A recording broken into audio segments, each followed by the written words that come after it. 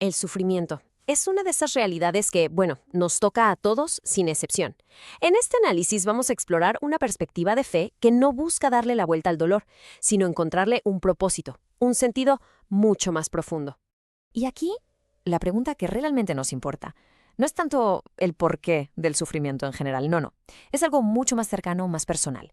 ¿Cómo vivimos esa experiencia cuando lo hacemos desde la fe? Esa es la interrogante que va a guiar todo nuestro recorrido. Para explorar esta cuestión tan profunda, vamos a seguir una especie de mapa. Vamos a empezar por el problema del sufrimiento, de ahí nos movemos al misterio que envuelve el dolor, después hablaremos de por qué el lamento es legítimo, descubriremos cómo la debilidad puede ser un lugar de poder, pondremos la mirada en la cruz y, al final, vamos a unir todo para tratar de entender cómo atravesar el dolor con fe. Muy bien, pues comencemos por lo básico. Lo primero y lo más importante es ver de frente la realidad del dolor, tanto en el mundo como a veces en nuestra propia vida. Fíjense que, a diferencia de otras formas de pensar que quizás intentan, no sé, evadir el dolor o minimizarlo, esta perspectiva hace todo lo contrario.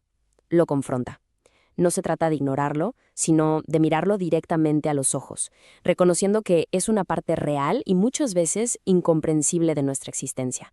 Y aquí es donde las cosas se ponen interesantes. Hay un cambio de perspectiva bien importante, porque el sufrimiento deja de ser solo algo negativo que hay que aguantar y se puede convertir en un espacio, un lugar donde puede surgir una comprensión más profunda, una revelación espiritual. Ok, ya vimos que hay que confrontar el dolor. Pero ¿y luego qué? ¿Cómo lo entendemos? Para esto, la historia de Job es fundamental, porque viene a romper con nuestras ideas más comunes sobre por qué sufrimos y nos invita a ir más allá de las respuestas fáciles. Es muy fácil caer en la idea de que todo es como una fórmula, ¿no? Si alguien sufre, pues es que algo hizo mal. Pero la historia de Job viene a decirnos no tan rápido. Lo que vemos aquí es un contraste clarísimo. Por un lado, esa teología simplista, y por el otro, la idea de un misterio divino, de un Dios tan grande que su presencia sostiene mucho más que cualquier respuesta lógica. Y esta es la clave de todo, la gran lección. La solución para Job no fue una respuesta lógica, no fue un por qué, fue un encuentro. Esto nos enseña algo increíblemente profundo. Lo que de verdad nos sostiene no es entender la razón del dolor, sino la relación que mantenemos con Dios en medio de él. Bueno, ya establecimos que no siempre vamos a tener una explicación clara. Entonces, ¿qué hacemos con todo ese dolor, con esa angustia que sentimos? Para eso, los salmos son una guía increíble, porque nos muestran que es totalmente válido expresar lo que sentimos. Pensemos en esta pregunta, que viene directo de los salmos. ¿Hasta cuándo, Señor?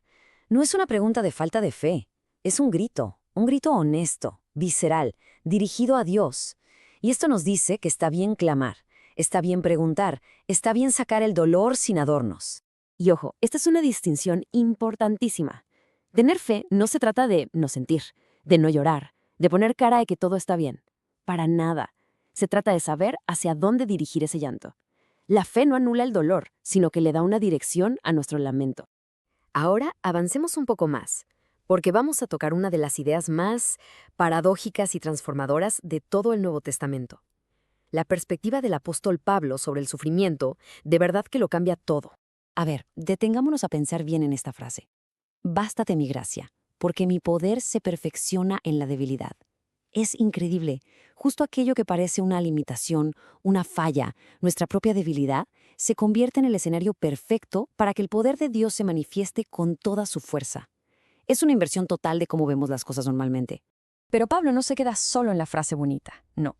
En Romanos 5 nos describe casi un proceso, paso a paso. Nos dice que la tribulación, en lugar de destruirnos, pone en marcha una cadena. Primero produce perseverancia. Esa perseverancia, a su vez, forja un carácter probado. Y un carácter que ha sido probado es de donde nace una esperanza real, sólida. El sufrimiento entonces se vuelve formativo. Y bueno, todo esto que hemos estado hablando, todas estas ideas, encuentran su punto de máxima expresión, su centro, en el evento cumbre de la fe cristiana, la cruz. Si pensamos en Getsemaní, vemos que Cristo no esconde su angustia. Al contrario, expresa su deseo, muy humano, de evitar ese dolor tan terrible.